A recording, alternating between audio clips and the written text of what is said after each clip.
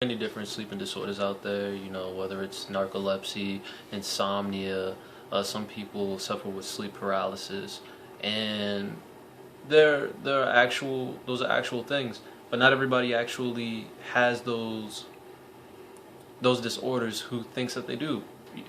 It's actually amazing how many misdiagnoses there are because of the lack of attention that's paid to other aspects of a person's life. And what I mean by that is there's so many things that can go into so many factors when it comes to who you are as a person and the way that you sleep, if nothing else, just the way that you sleep. Why are you experiencing the symptoms that you are experiencing? Well, I invite you to look into your life and to think about the way that you spend your physical, mental, and spiritual energy. Because if you can't sleep, or if you have trouble staying asleep, or if you end up falling asleep in the middle of the day and therefore can't get rest at night, before you even start to think about over-the-counter or prescription medication, even some home remedies, I would invite you to simply exhaust yourself. Exhaust yourself. Whether that is physical, mental, or spiritual exhaustion.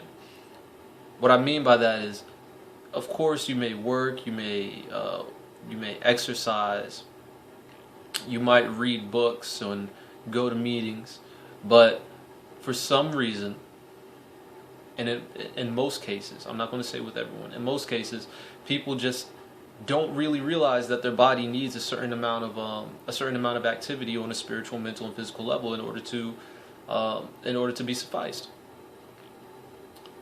And if it's not sufficed, if you don't satisfy your body, then it's going to stay up because it's still craving something that it didn't get for its daily quota. You know what I'm saying? If you don't eat for a certain amount of time, your body requires more food, and so you get hungry.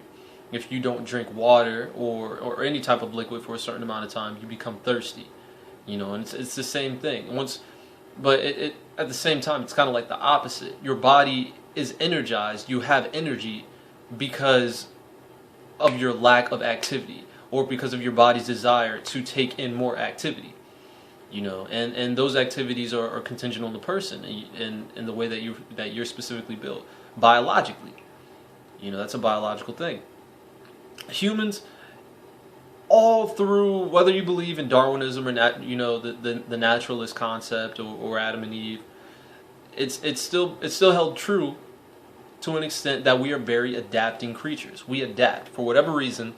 We adapt to our surroundings, physically and mentally. That's the reason why we have such a high capacity to learn things. That's the reason why, when you run, you become skinny, and when you sit there and you eat food all the time, you become fat. Because your body optimizes itself for the activity that you engage in most. That's just what happens, on a mental, spiritual, and physical level. The way you are is a direct reflection of the way that you live. The way that you physically look is a direct reflection of the things that you have physically and mentally been doing.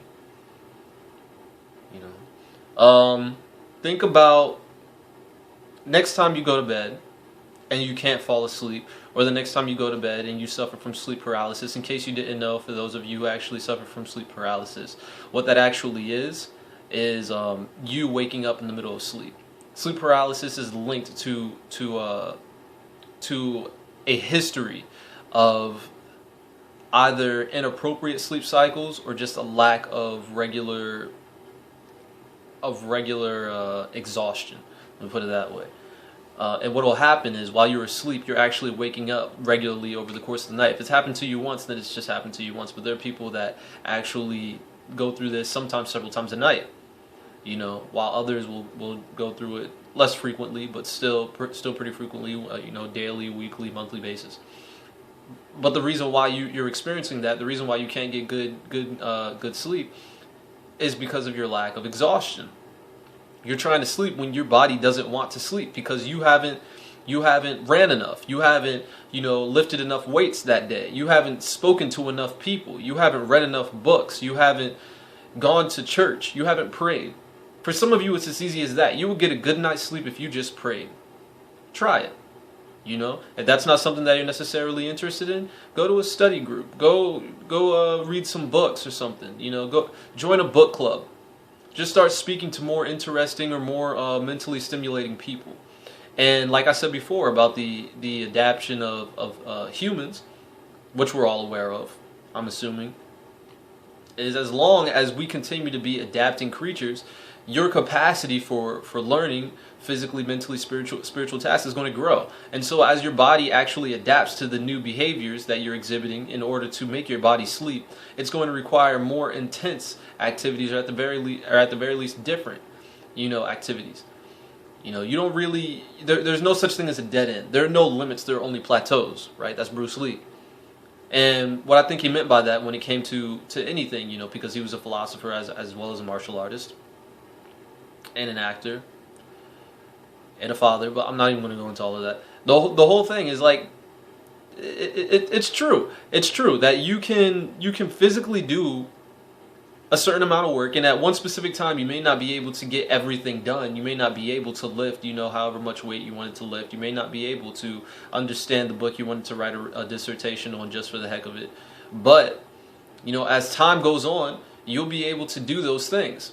Now, what the sucky part is, in order to continue getting adequate sleep over that period, the gap from A to B that takes you to get to that goal, you're going to need to exhaust yourself a little bit more every day. As you continue to get better at something, you're going to feel a larger capacity of energy.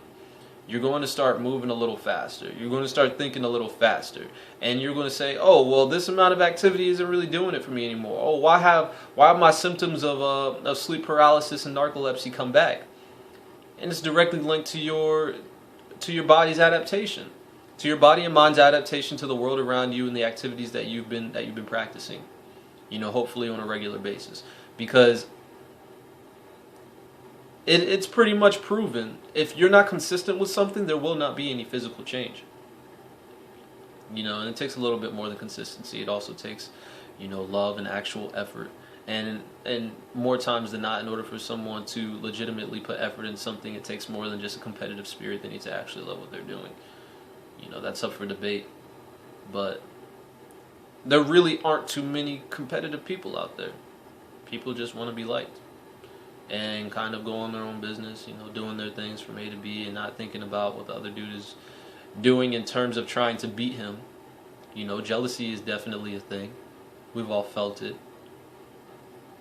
But seldom will you come across a person who just says, I want to be better than the other guy, and legitimately tries to be. Puts in legitimate effort to just be the best at whatever it is that he's doing. Unfortunately. But trust me, if you meet those guys, you meet those competitive spirits, they're getting good sleep. And if they're not, it's directly linked to their will to not sleep so that they're able to beat their competitors. Just something to think about. You want to sleep well, exhaust yourself. Give your body what it needs. Give your body what it wants on a mental, spiritual, and physical level. Trust me, if your body likes you, you'll like yourself a heck of a lot more. Peace.